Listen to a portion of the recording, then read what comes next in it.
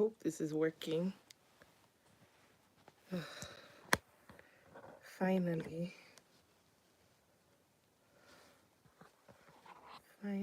Finally. Hey guys, I don't know what happened to my normal StreamYard um, that I use to normally go live.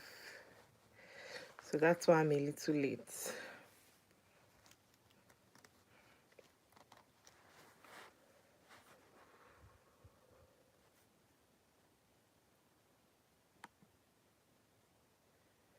That's why I'm a little late. Hello. Please let me know if you can. Let me know if you can see me. Like this is my first time using the YouTube to actually go live. Normally when I go live on I normally go live on what's this thing called StreamYard. So this is actually my first time going live on YouTube, like through YouTube. Hello, hi. Where are you joining us from?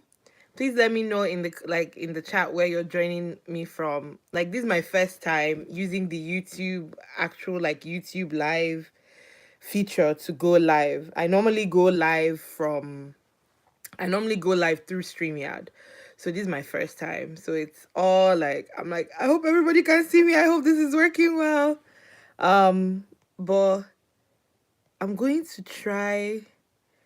It's a little hard to like navigate the chat, but I'm going to try to like make sure I can navigate the chat.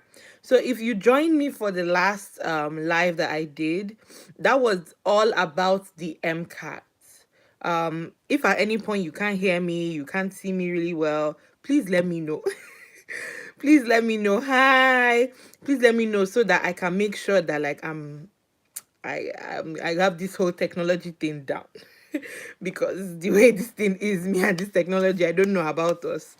Um but my last live, I talked about the MCAT. So what I tried to focus on was I tried to answer like the common questions that I get or common questions that I see on different platforms and all of that.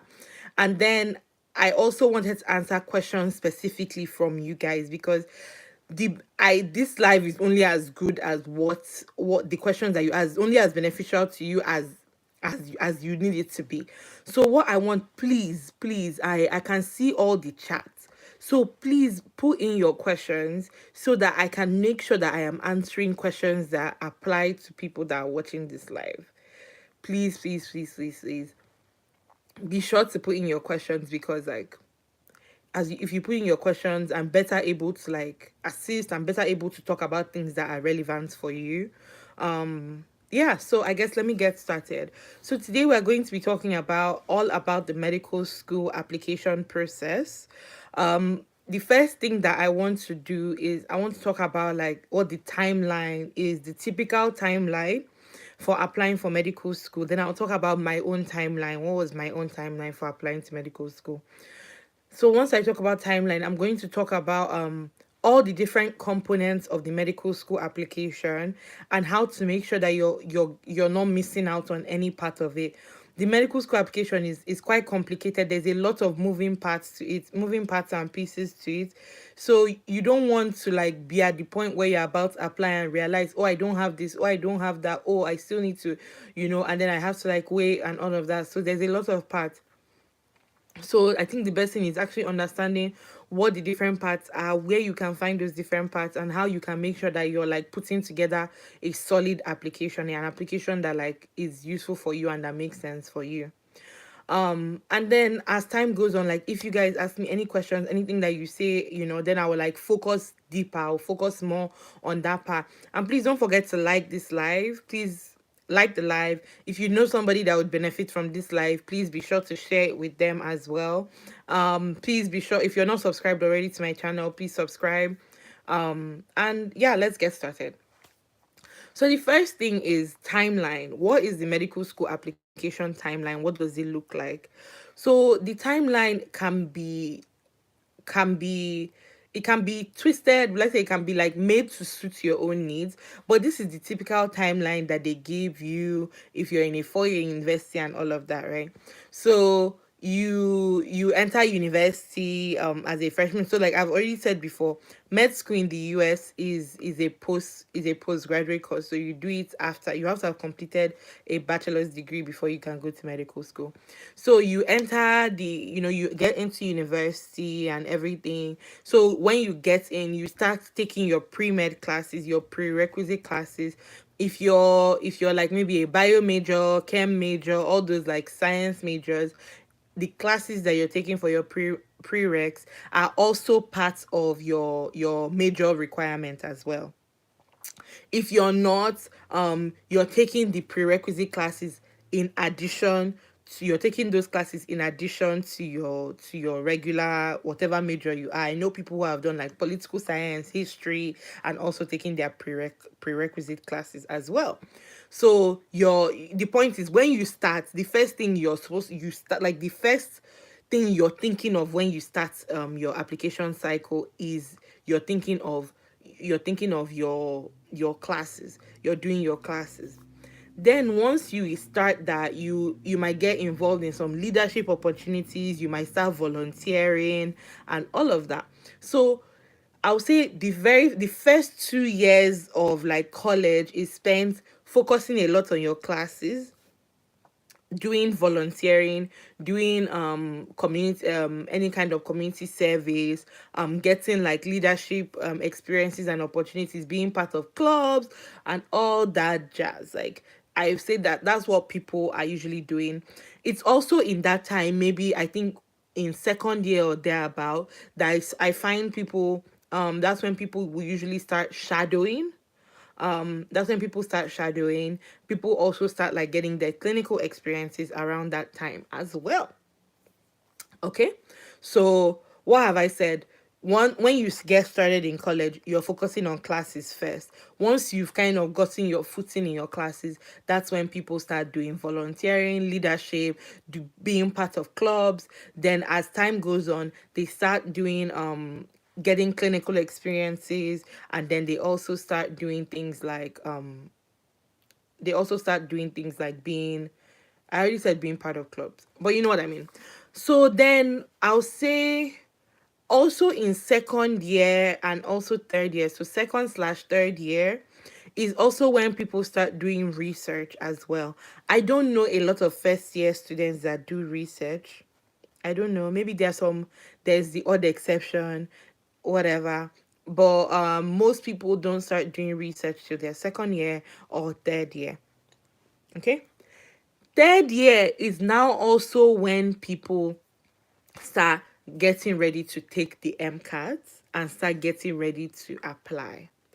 So people will, in their third year, maybe the fall of their third year or into the spring of third year, that's when they start like, putting together their application. That's when they want to apply. And once they start getting ready to apply, that's when they will take the MCAT. And then if you let's say you want to start medical school now in the fall of 2023, you would be applying to medical school now.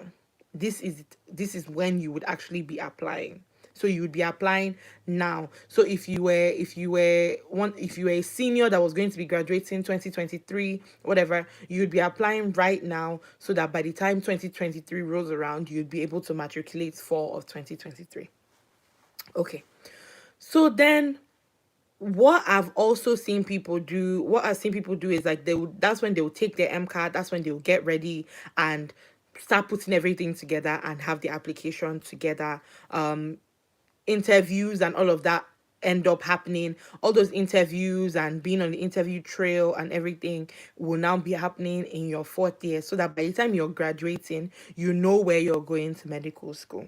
So this is the typical timeline. Like this is the timeline that when you first enter and you tell them that you want to be pre-med, oh, I want to do this. I remember my pre-med advisor, she gave us they give you a sheet, and the sheet is like, oh, in freshman year, this is what you're doing in second. So this is like the timeline, the ideal timeline for the ideal students, right? Um, However, I will say this. Hello, Samuel. Hello, welcome. So, however, I will say this, that the fact that it is the typical timeline does not mean that that's what everybody needs to do, that that's what everybody does. It doesn't even mean that that's what most people do at all. Personally, for me, when I first got started, like, I was, mostly focusing on my studies, and then I was also trying to like be involved. I think I spent most of the time, like, I was in different clubs, different leadership organizations. Like, that was what was like important to me. Like, that's what I wanted to focus on. I did take my MCAT in my third year, but I didn't do as well. And even though I applied, I ended up being a reapplicant. So there's nothing wrong with being a reapplicant. There's nothing wrong with like taking some time off. And then, like, if better able to strengthen your application, then you can now apply when you're ready. So I know people who have like, they decided to, like, focus more on their studies for a longer period of time, and then when they were ready, they were now able to apply, right? But the point is that if you know that you want to matriculate in, like, if you know that you want to start medical school, like, let's say in 2023, right, in August of 2023, you would be your you don't I've seen people get confused about this, where, because other grad programs, if you're starting August of 2023, you can be applying in January of that 2023, you can be applying in December. No, for medical school, if you want to start in August of 2023, you have to be applying the year before. So you have to be applying the year before, which would be May. You'd be applying May of 2022, which is like the people that's applying, that are going to be applying soon, once the application cycle opens. So that's generally the timeline for applying to medical school. If anybody has any questions about that, please feel free to put that in the chat. I'm trying to like see. Just feel free to put that in the chat, and I can answer any questions that you have about the timeline of the application process. Okay, so that's the timeline. Then another thing is that, what are the different aspects of the actual application? So that's something that confuses people. They're like, do I have everything? Is my thing complete? Like, am I missing anything? Do I need to strengthen this? Do I need to strengthen that? So these are the different aspects that I've seen. If I'm missing anything, please let me know. The first, and I would say most important, is like your GPA, right? I always say, like, GPA is like the most expensive part of your application, to is the most expensive and most time consuming part of your application to rectify, to resolve. It takes the most time because that's the classes, like, they want to be able to know that you can handle the workload that is important as a pre-med, and eventually as a medical student and a doctor. So you want to make sure that your GPA is good. Another question people ask is, what's a good GPA? Honestly, I don't know. I think anything above a 3.5 is pretty solid. But I have seen people getting with like a 3.3. I've even seen someone getting with a 3.1. And on the rare occasion, I've seen somebody getting with a 2.8. However, you don't want to hedge your bets on getting in with that kind of, like, as in with lower GPA. You want to do your best to get as high a GPA as possible. There's also something called like upward trend. So, like, maybe when you started initially, when you started university, you didn't do that great, but as time went on, you got more serious, started focusing more on like school, you started giving school the attention that it needed and everything. If your GPA shows that, let me say, maybe in first year you had like a 3.0, and then like maybe in second year you had a 3.2, third year you had a 3.6, and then you graduated with like a 3.7, you understand? Even though your overall GPA might end up being around like a 3.3, 3.4, your trend, they're going to see that trend is going higher, like, as in, oh, that you actually, like, maybe something did happen when you came, but you were able to do better. Another thing is your science GPA. So science GPA is something that kind of varies between DO and MD programs. So in for MD programs, science GPA is calculated with your biology, chemistry, and physics. Math is not included for MD programs. However, for DO, for DO programs, it's biology, chemistry, physics, and math that is calculated for both of them. So Gilbert is saying, I had a 3.57 GPA my freshman year, and my advisor told me it was bad and I would never be a doctor. I don't know why. I don't know why an advisor would tell you that. And then said my overall GPA now is a 3.29, and I probably don't stand a chance. No, no, no, no, no. I always say don't put yourself out of the running. Don't put yourself out of the running. Because number one is, okay, with a 3.29 GPA, what is your science GPA? Like I was saying, giant GPA is like your biology, chemistry, physics, and then for DO, math as well. Like, what is your science GPA? That is important. Your science GPA is important for, like, as in, it's important, is an important aspect of this whole conversation. Number one.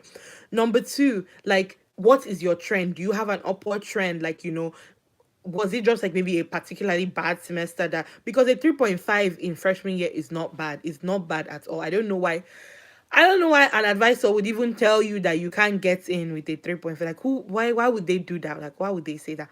But like, those two things, upward trend and science GPA, are two important factors as well that one needs to consider. Another thing is that you need to remember that the application itself, yes, I'm talking about different pieces of the application, because I think it's important to know the different pieces and to try and strengthen the different pieces of your application. But one individual thing in your application is not enough. Like, one individual thing is not enough to get you out of the running. And I'm going to elaborate on this more as I continue through this live. One individual thing, okay, that the fact that, okay, maybe your GPA is not as good or is not as great as you want it to be. By the way, a 3.29 is not a bad GPA. That you can still get into medical school with a 3.29. I will say that what you need is that you need to strengthen the other parts of your application as well. You need to strengthen the other parts of your application as well. So, as I was saying, like, for the GPA part, you want to make sure that you have like a good enough GPA. Like I said, I think if you I mentioned something like this in the MCAT video, which is that when people ask me what's a good enough MCAT score, what's a good MCAT score, I say a 508. And when I say a 508, it's not because you can't get in without a 508, but it's because once you get a 508, the anxiety of, is my MCAT score going to be what, like, is my MCAT score going to be good enough? Is it going to be what will, like, is it what's going to like make or mar my application? I feel like that anxiety automatically goes away. I feel like that anxiety will now automatically go away. However, it does not mean that you cannot get in with a GPA that is not, with a GPA that is not that's lower than a 3.5. Does not mean that you cannot get in with an MCAT score that is lower than a 508. Okay, but it just means that, okay, if my MCAT score is a bit lower, maybe I need to make sure my GPA is better. Maybe I need to make sure that my clinical experiences, my personal statement, all these other things are, like, they're just stronger. That's is a numbers game. So then the next one I'm going to address is the MCAT. I've spent a lot of time talking about MCAT. I did a live 2 weeks ago that was just focused on MCAT. It was only MCAT. So I'm not going to talk too much about MCAT, but I will say that that is another important aspect of your application cycle. I've talked a lot about it. You can watch those videos to understand more and understand more about that part of the application. But MCAT is another important part. Then another thing that people do tend to forget, people kind of leave to last minute, is your letter of recommendation. So the med schools require you to submit letters of rec. Some schools will require you to submit, like, I think the least is usually three, and I think the most I've seen was like seven. But so let me say somewhere between 3 to 7 letters of recommendation. Schools like to see something called a committee letter. Schools like to see something that's called a committee letter. Committee letters are usually written by your school. It's like, at my school, what would happen is that we would have three different, you would have to like, we had, you nominate three different professors. Two had to be science professors, one was a non-science professor, and then in addition to uh our pre-med advisor, and all the four of them would interview you, and then they would now be able to put together a letter that would have the school's letterhead, and it would be like, our school is, this school is writing this letter for this person, for this candidate. Committee letters are highly encouraged. I'm not going to lie about that. They are highly encouraged and they are looked on favorably, because it looks, like your school is taking a stance for you. However, it is not a deal breaker if you don't have one. What do I mean? Some people are career changers, some people are non-traditional students, some people, like some schools have very very strict requirements for writing a committee letter for their students. Like some schools want will need you to have like over a certain GPA, over, like they make it hard to get a committee letter. So medical schools do understand that not everybody who is qualified will be able to get a committee letter, just because like there are different barriers to getting a committee letter, and I think they understand that. So as much as committee letters are highly encouraged, if you don't have it, it's not a deal breaker. You're also some schools will also require you to get a letter. Some schools will also require you to get a letter from like from a doctor that you shadow. Some DO schools require you to have like a DO, like a particular, like a DO physician to be the one to write that letter for you. Others, it doesn't matter whether it's MD or DO, it's just like as long as it's a physician. So I'll say, like, if you have the committee letter, if you have, so let me say ideally, right, you have your committee letter, you have a letter from like a physician that you shadowed or a physician you've worked with, and then maybe another letter from like people you've worked with, like clinical experience or something like that. And that's like your three, right? Technically. If you don't have a committee letter, then I would say like getting letters from a science professor, non-science professor that know you, then the physician that you shadowed, and then people you've worked with. So that really, like, it will end up like everything, like, I think getting the letters isn't that bad. Someone puts a question in the chat. Can a committee letter say negative things about a student? I don't think so. I don't think so. I think let me tell you what happens. If a school feels like they would not be able to write a good committee letter for you, usually they would rather just not write one. They would rather not, as in just like, they would rather just say they are not writing a letter for you than to write you a bad one. This gets to another point I have about writing letters. I think sometimes people, especially people who go to big universities, or universities where you kind of get lost in the numbers and everything, they do have a hard time getting people who actually know them to write them good letters. So I would say, like, you don't need the best this person or the best that person to write you a letter. You just need someone who knows you, who's worked intimately with you, who can speak to your character and who can speak to your ability. You don't want to just get a letter from somebody just because, like, because the thing about those letters is that you won't see it, so you don't even know if like somebody is just like not writing the best about you. So like, try not to even have like somebody who can even say something bad about you write a letter for you. Does that make sense? Like, be picky, like, try to, like, this is another thing where this is where the idea of like developing a relationship, especially, I think this is really a problem, like when trying to get letters from professors, because try and get, like, develop a relationship with the professor. Make sure that you're like actually getting a letter from someone who knows you, who can like attest to your ability, who can speak favorably about you as well. Like, you don't want to just get a letter from somebody just because, oh, I had a okay with that person does not know you. They don't even know whether you were in their class or not. They just have an idea that, oh, if I look through my child, something I've seen people do is, oh, I got an A in that person's class, so I'm going to ask them for a letter of recommendation. How?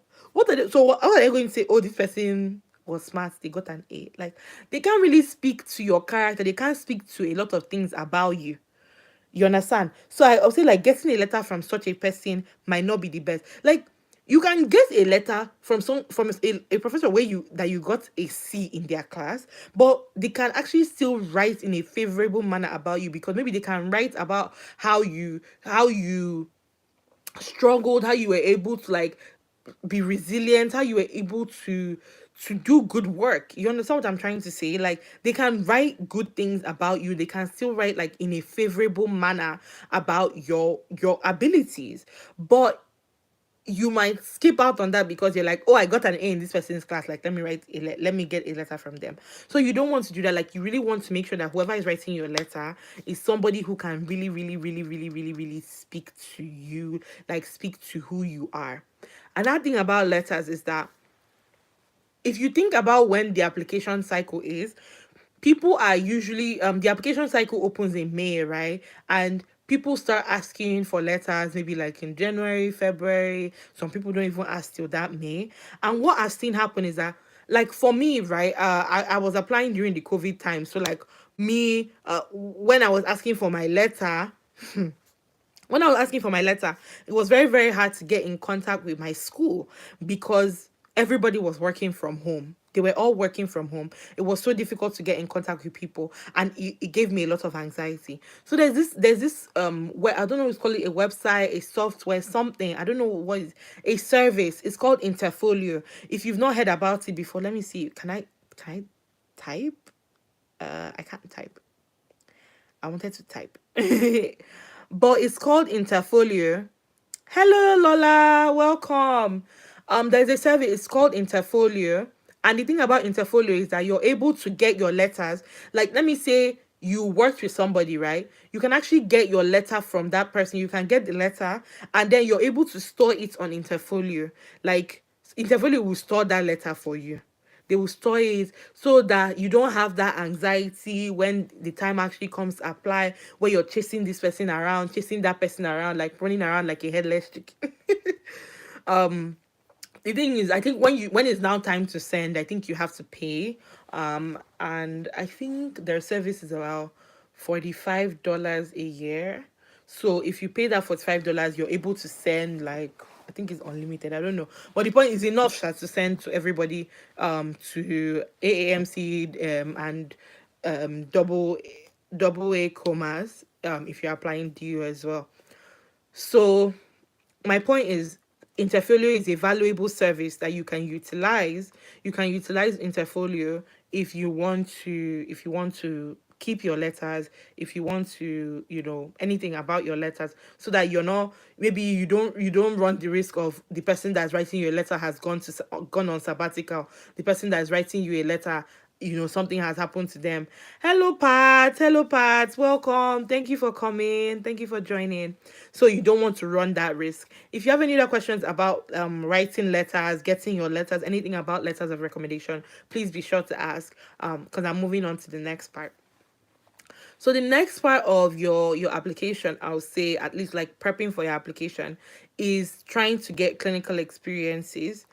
Clinical experience clinical experiences is very important, not just because it shows that you've done the work needed to know if it shows that you've done the work that is needed to know whether you want to become a physician or not, but it also helps you to be able to get something, to get experiences to be able to talk about in your personal statement. Let me look at this live, the chat. Uh, Pastor, I'm not a medical student, but let me be enjoying the. Please, thank you. Be enjoying my voice. Did you hear that international students can apply for the fee assistance program now? No, I didn't hear that. Oh, sorry. Pardon the noise. I didn't know they could apply. Oh, I didn't know. I know that they changed the requirements. I think they changed, like, the requirements for the fact that, oh, you have to put in your family contribution and stuff like that. But I didn't know they've opened it up to international students. That's great news. This see pink clips. Thank you. I hope this live video will be uploaded later on. Yes, it definitely will. Yes, it definitely will. Yeah, it will just be uploaded onto my channel. So as I was saying about clinical experiences, I have a video where I talk about how to get clinical experiences. Clinical experiences is not the same as shadowing. It is not the same as shadowing. I want to clarify that because a lot of time people mix them up. Shadowing is a passive thing. You're just following the physician around. You're looking at what they're doing. You do need shadowing. You need shadowing experience.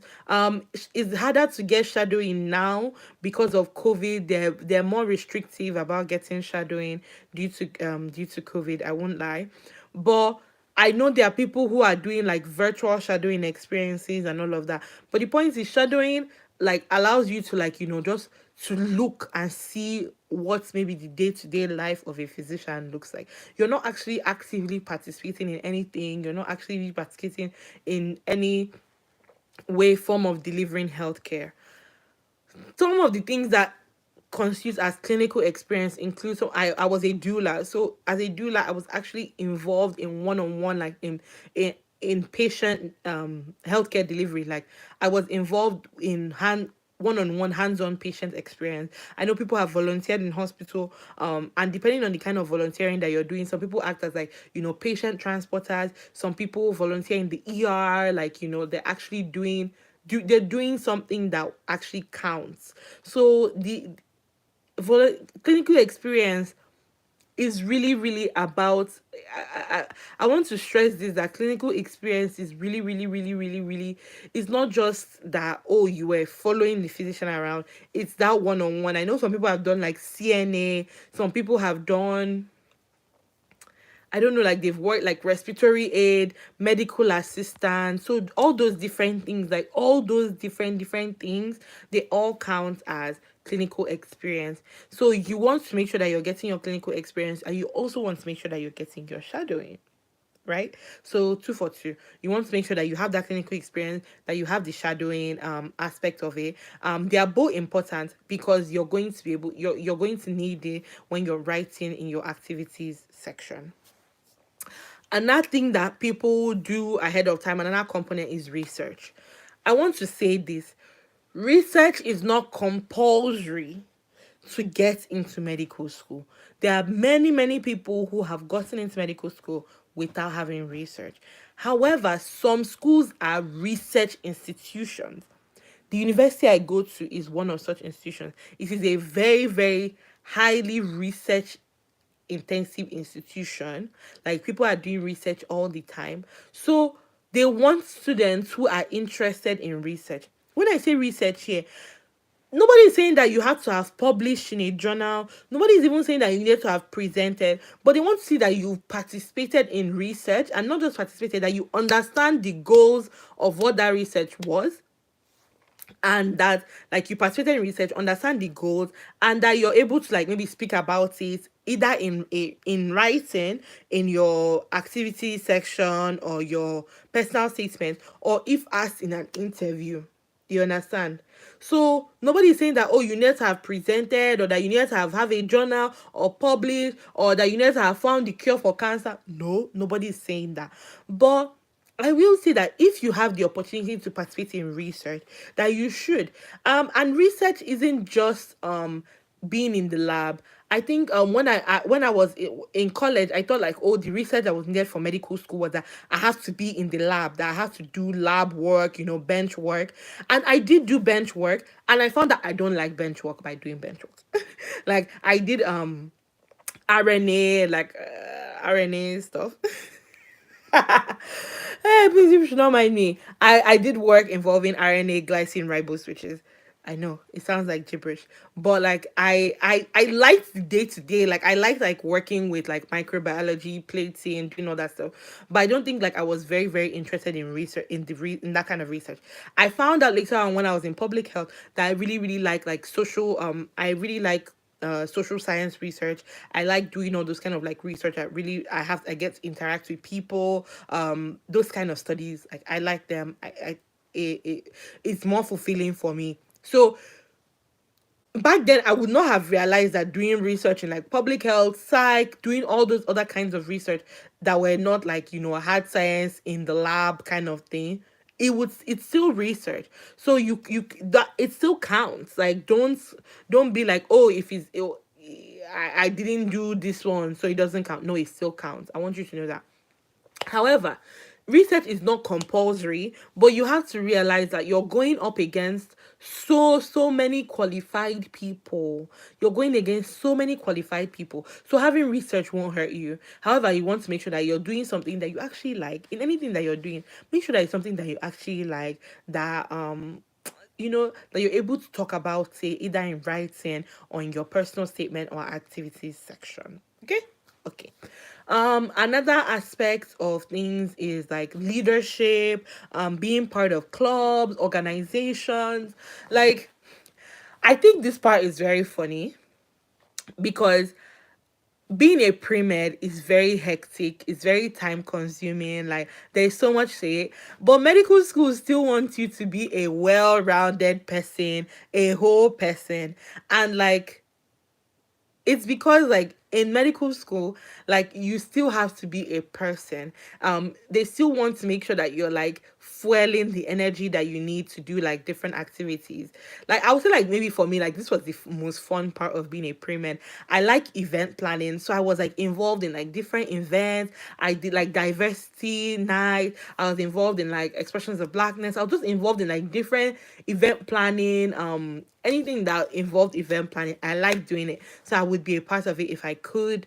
I also like, I was also involved in different clubs. I tried to like limit the amount of clubs I was in. I was in like African Student Association. I was in the Black Student Union. So like I was just involved in those different clubs. That those things are important because you're able to talk about it. You're able to talk about some of those things later on. You're able to talk about them like in your activity section, in your writing, and all of that. Okay. So all these things I've mentioned, clinical experience, shadowing, research, and leadership opportunities, honors, any hobbies that you have, all those things are part of what you need to write in your activities section. I'm going to have a different live where I'm going to like break down how to write your activity section, or how I wrote mine, what to involve, what not to involve, like, just different. It's probably going to be a short live, about the activity section. So I don't want to go too much into it right now. But your activity section is an opportunity for you to not only explain what you did in the different things that you were involved in. So it's not a resume. I think one mistake that people do is that they make it like a resume. They'll be like, let's say, like, let me diversity night. I planned this so and so event. I did so and so this. I feel like there's certain people who are like, yeah, you can just do that. But I feel like that that section is an opportunity for you to not just tell them what you did, but also explain like what you learned from it, and maybe how you see yourself utilizing those things you learned in in your medical career. So I'm going to do a whole different live on activity section on its own. I'm going to see, I would try during that live to maybe share my screen and show you guys my own activity section, like, and I'll go through like my thought process for how I wrote the activity section as well. Another important part to the med school application, to the whole application, is your personal statement. I know you guys have heard a lot about personal statements. It is super important. Your personal statement is super important. But the thing is, I don't like talking about personal statement too much because, number one, I don't feel like I'm an expert in it. So I guess I can just bring it down to my own experience of how I wrote my personal statement. I had 5 drafts of my personal statement. So I will say, writing your personal statement takes time. It takes time. So you want to give it the time that it requires. So the application opens in May. You don't want to start writing your personal statement in May. I would say like you need to start writing it like by January, February, so that you can go through as many revisions as it needs to as is needed. Number one. Number two, you want to have a number of eyes look at it. you don't want to be the only person revising it. I know some people offer services where they will help you edit a personal statement. I would say like a good people to have review your personal statement are maybe a med student, someone who has already gone through the process. Maybe if you know someone in admissions, or someone who works in that kind of field. Maybe someone who is like an English major, especially for syntax and stuff like that. Someone who is in academia. I had one of my friends who she was doing her PhD in public health at the time. While when I was doing my masters. So she's in academia. She's very, very used to like academic writing. She's very used to like, taking out fluff, what you need to like explain more. So I had her review that. I had one of my friends who is a third year DO medical student. I also had her review my statement. I also had one of my sisters from Madame Dreamer's Academy. She was very, very loving and wanted and helped me review my personal statement as well. Like that was so amazing of her. Like till today I still have like her edits and everything, because she is somebody who understands like the medical process, kind of understand what people are what is being looked for. And so she was like a very useful resource in reviewing my application for reviewing my personal statement for me. I also utilized Dr. Ryan Gray's personal statement book. I had a giveaway sometime last year and I gave that book away. So I hope whoever received the book is able to utilize that book. That book was very, very helpful for me, especially in knowing where to start, in knowing how to organize, in knowing what to talk about, what I wanted my theme for my personal statement to be. There are many resources. There's this lady on YouTube, Josie. Gosh, let me see if I can. I wish I could remember her channel name. But she is a professional essay writer and she shares tips regularly on her channel about writing personal statements. So she doesn't only do like med school, she also does law school, dental school, all kinds of professional programs. So she shares a lot of tips. I binged her videos. I also listen to Dr. Gray's videos about how to like write your personal statement. He has this series called Application Renovation. So where he looks through people's applications in general, and they go through it and they're like, okay, what could you change? What could you and I found the personal statement part of the whole thing to be very useful for me, because when he would, say something that, oh, he felt like, oh, the person could have done better or said better, or expanded on or talked about more, uh I took that and I was like, okay, how can I incorporate this, how can I make these changes in my own application as well. So I'll say the biggest tips and biggest lessons for me for writing my personal statement were: give it the time it needs.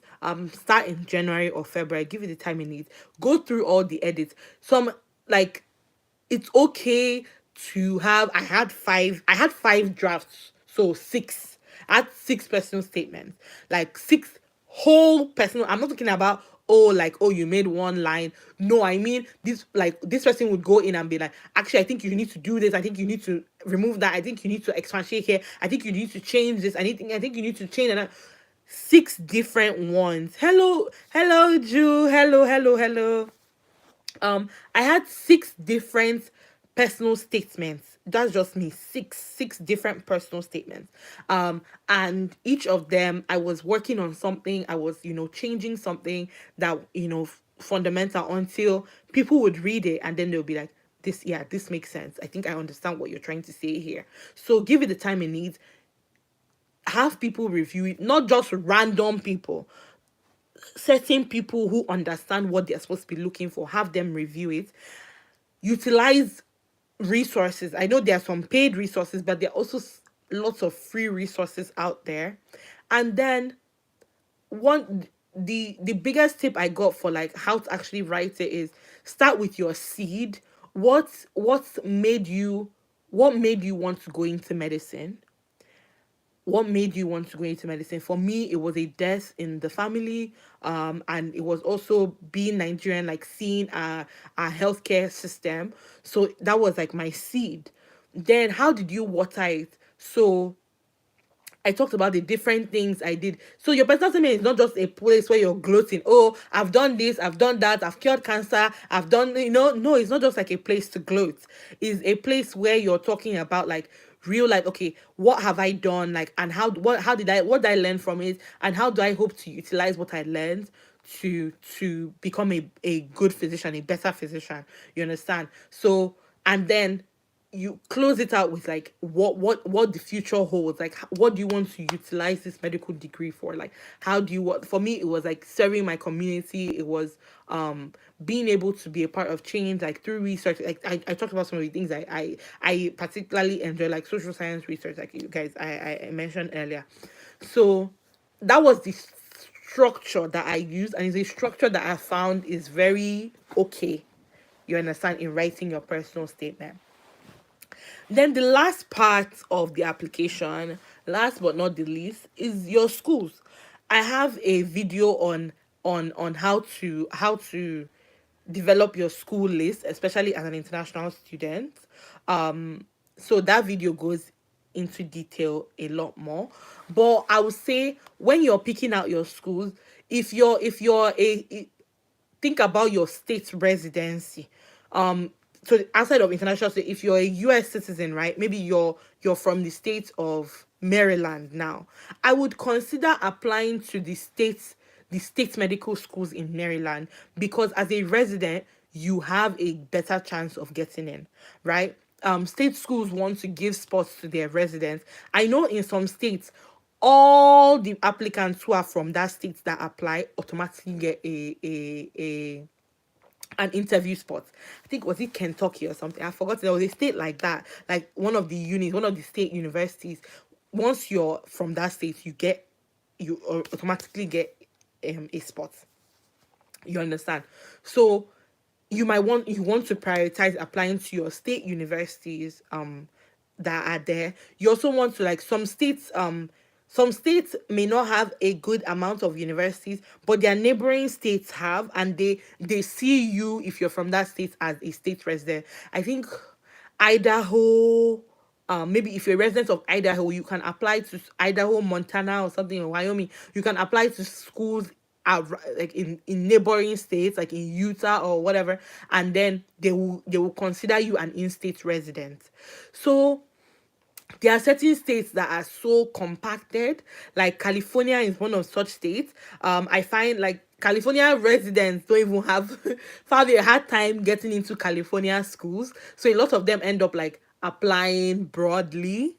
So they apply like very broadly. So if you're out of state as a California, as a if you're out of state and you're applying to a California state school, I don't know. You might want to reconsider that. I'm not saying you should not apply, but you're from Maryland. Let me use my Maryland example. You're from Maryland, but you want to apply to UC San Diego. Is an upward battle because it's a UC and they are prioritizing their state residents. So the spots they might give to out of state applicants might be so low, and you're just messing with your chances. Um then you, then other than the in-state and whatever, then you can also think about applying to private universities as well. Those usually don't have like state quota, state cap, and everything. But it's what I'm trying to say is that it's very, very important how you the schools you apply to as well. So other than the state residence, you also want to think about something like the mission of the school. I said earlier that research is not like, as in, it's not compulsory that you did research before going into medical school. It's not compulsory. However, if you didn't do any research at all, but you want to apply to a school that is research, intensive. I mentioned like the school I go to is a research hub. Like they are pumping out research by the minute. Like it's a school that has, there are some things that were invented that we use nowadays, and I'm like, they're like, yeah, this was invented here, and I'm like, what? That's crazy. But it is a school that prioritizes research is important to my university. So if I'm someone who has no research at all, I might want to reconsider applying to a school whose mission is very research driven. You understand? I know there's a school, I think is Edward Carver or something. I forgot the name of the school. There's a school like that. And the school is very like biomedical, like engineering, like it's like biomedical engineering focused, right? Like that's is part of their mission. Like someone like me, engineering, I don't even know what engineering is, if I'm being very honest. Like I really sometimes don't even know what engineers do. How do I discuss in the interview why I want to go to that school?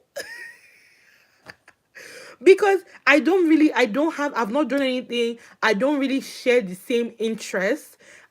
Our mission, like as in their mission and my own mission, it does not align.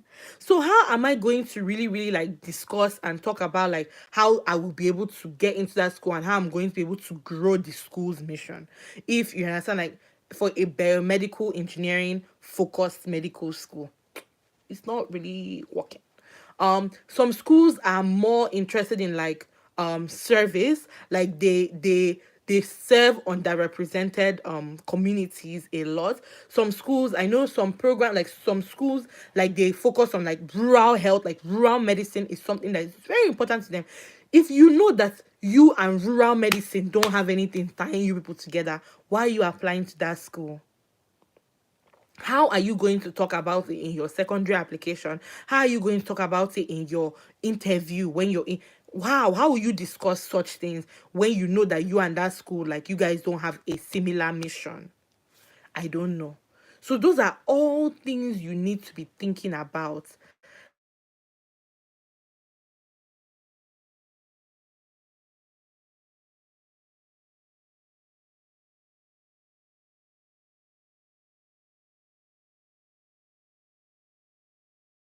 Look at the school's Mcat and GPA range and they're like, I fall in their Mcat and GPA range, I should apply. And then they get shocked when they don't get in, and they don't realize that like your application, your mission, like what you are, like what your application is about, like what you're about, and what this school is about, they don't match. Like there's a mismatch, and schools want to be able to craft a well-rounded, not just they don't only want a well-rounded applicant, they want a well-rounded student body that is working towards their mission.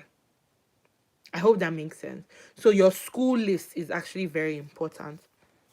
um I think the last things I'm going to spend time talking on, I've covered the different parts of the primary application. If you're not aware, there's usually a secondary application for schools. Those that it's advised to get it around a turnaround of 2 weeks. So once you receive the secondary application, there's like an unwritten rule that is best to get it back to them within 2 weeks. There are websites that house there are websites that house the the prompts, the secondary prompts, like the writing prompts for a lot of these schools. One of the website that I think is secondaryapplication.com is under Meded Media. So you're able to actually find the prompts for the schools that you want to apply to, and you can start writing the application, your secondary application, before you actually receive it, so that you can turn it around pretty quickly. A lot of the prompts are very similar. They talk about a lot of the same things, like why do you want to go to this school. They might ask you like what is the challenge you faced. Yes, I did do that. Let me say I got the prompts. I was able to get the prompts ahead of time. And then I started writing the main, like those main topics that you see a lot. Like, so I would have like, okay, some of them will ask you, if you're not going straight into from undergrad into medical school, like tell us what you've done in your time between. So like that was like maybe I had like 5 or 6 schools who had asked that question. So I already had like a prepared prompt, and I wrote it, like, and I was able to, like, okay, be like, okay, this is done for that school. So some of the general prompts, like, oh, tell us about a time that you've overcome something. I have that prompt ready to tell you about a time that I've overcome, an obstacle or something. So I think the prompts I didn't pre-write are the ones that were like more specific. Like some schools had like some very, very specific prompts. So I didn't pre-write those. Like I think uh I didn't pre-write them. I didn't pre-write them. But if it was like stuff that were quite general, I did pre-write them. And then, like I always say, you want to apply as early as possible. The application opens, I think, May 4th. And then the first day to submit is May 20 something. And then there's about a 1 month turnaround before the application is actually sent to schools.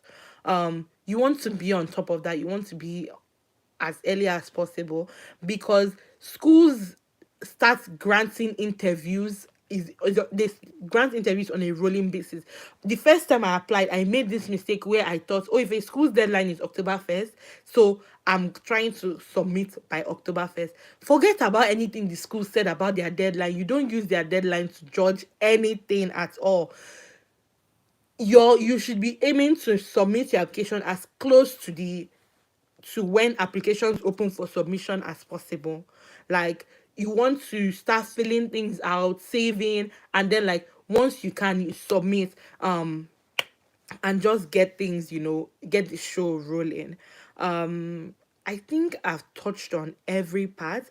Is there any like any question that or something that somebody wants me to expand on?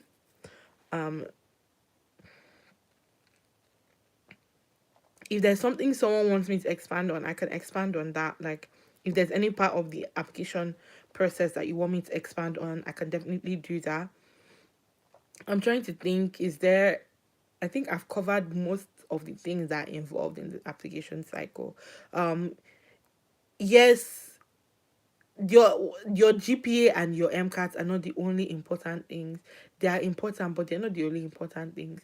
You want to be a well-rounded whole candidate. Like you want to be a well-rounded candidate.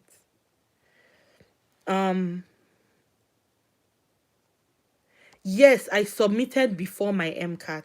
So I took my MCAT June 19th or 18th. But I submitted my application June 4th. So I think the applications open for submission May 26th or something like that. I submitted by June 4th. And I had not taken my MCAT yet. But when I submitted, I only put one school. There's this trick people do is like, if you don't have an MCAT score yet, people will only apply to one school. They call it a throwaway school or something like that. Like they'll call it a throwaway school. Maybe a school that is very rich, you don't think you're really going to get into, whatever. And so that if the score doesn't come back as something that you like, then you don't waste the money on having applied to all these schools. And if it does, all you just need to do is add more schools. Like it won't hinder your application from getting verified. So yes, I applied to only one school, and I did apply before my MCAT score came out. I did have confidence that my MCAT score was going to be good, because I had like been practicing and all of that. Like I talked about a lot of this in the MCAT live that I did. But there are things to know when you feel like you're okay with your score. But yes, I applied before my score came out. Another question is, were you working on the application while studying for med school? Oh, was I working on my application while studying? So I applied 2020, like back in 2020. I was in school at the time. I was in school at the time, and I was also working. So I took my MCAT in June. I started studying in February, what I would do, like once the application opened in May, what I would do was that every day I would dedicate 1 hour to working on the application. So yes, I was doing stuff about, I was working on my personal statement while also studying for the MCAT. I would take out like maybe an hour in a day and just work on the personal statement. I would also, when May came, I think I put it in my schedule. I think I was like 3 days a week. I would take out like 3 hours of the day and work on the application. So I would like do stuff like filling out, like, you have to enter in all your you have to enter in your scores, all your grades. So I would like maybe take out an hour and do as much as I can, like filling out all these different things. I would work on like contacting the people that are doing my letter of recommendation. I would work on contacting like different people. But I was working on my application while also studying for the MCA. But I was very conscious and organized in the sense that like the MCA was kind of the priority, and then the application I would take out like a day, I'm sorry, an hour, an hour, and I would be able to work on certain parts of things. Um, any last minute questions before we go ahead and end this live? Um, Thank you all so much for joining. If you're watching on replay, please be sure to like this video. If you've not liked it already and you're here, please be sure to like the video. Please be sure to subscribe to my channel if you're not subscribed. I'm going to be doing another live. I had put up a poll where I asked people what they're interested in hearing doing lives for. So this one was the most voted for. So the next one I think is going to be about the personal statement or activities. So I'll do a live on that either next week or in 2 weeks. But as usual, like I hope this was useful for you. I hope you were able to learn something. And if you have any questions, feel free to ask. I answer. I'm pretty good about answering questions, and I try to answer as best as possible. And look out for more videos from me. Some medical school related, others not medical school related. We're almost at 1,000 subscribers. We're on the road to monetization. So please continue to support me. Continue to share my videos with other people that you know who are pre-med, other people that you know that want to go to medical school, other people that you know that just want to like watch my videos. And till the next time that we come on live, or the next time that you see me, thank you all so much. I really enjoyed doing this, and I'm glad that this was able to work on my phone. Bye everyone. Bye bye.